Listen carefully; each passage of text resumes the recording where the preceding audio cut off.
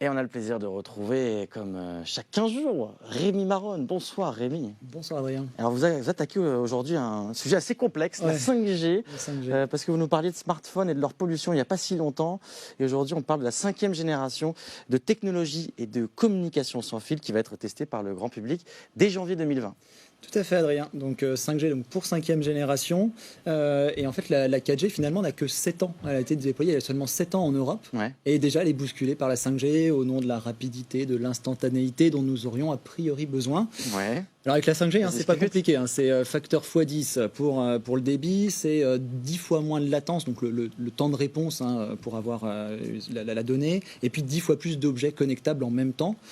Alors c'est bien, mais on va voir un petit peu tous les écueils. Vous l'avez dit, à partir de janvier 2020, il y a 500 testeurs en fait qui vont pouvoir du coup tester en live la 5G sur Nantes Métropole, 300 particuliers, 200 entreprises, et c'est avec l'opérateur Orange du coup que ça va se passer. C'est quoi les effets potentiels sur la santé, Rémi, de cette 5G? Parce que ce qu'on se demande un peu avec l'hyperconnectivité, par exemple. Eh ben, alors les effets sur la santé, il y en a peut-être ou peut-être pas. Alors il faut être extrêmement prudent en fait quand on parle de ce sujet parce que ça part très très vite en fait avec beaucoup de peur en fait d'un côté Ouais. et puis de l'autre côté beaucoup de personnes qui poussent en fait pour que ça se passe. Alors il y a un doute véritablement.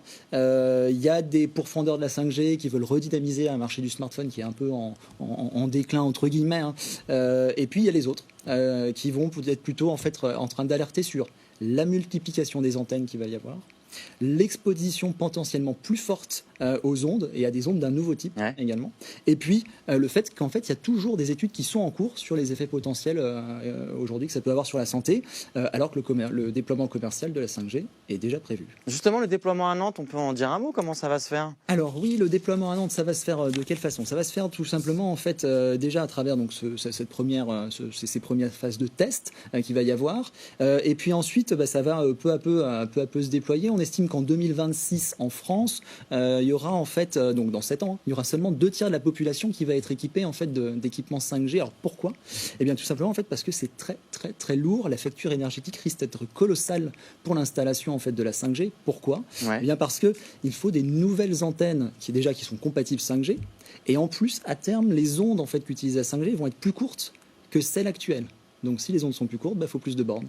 Et on estime en fait qu'il faudra peut-être une borne tous les 100 mètres pour pouvoir couvrir en fait avoir un réseau qui soit continu. D'accord. Donc ça peut encore voilà. multiplier. Alors, voilà, et sans compter le coût énergétique également qu'il va y avoir, parce que 5G 10 fois plus de débit égale forcément nouveaux usages, et nouveaux usages égale consommation de données. Et si vous suivez cette chronique attentivement, eh bien vous savez qu'aujourd'hui la consommation de données pollue, et il faut que ce soit plus raisonnable. En fait, il faut que nos usages soient plus raisonnables.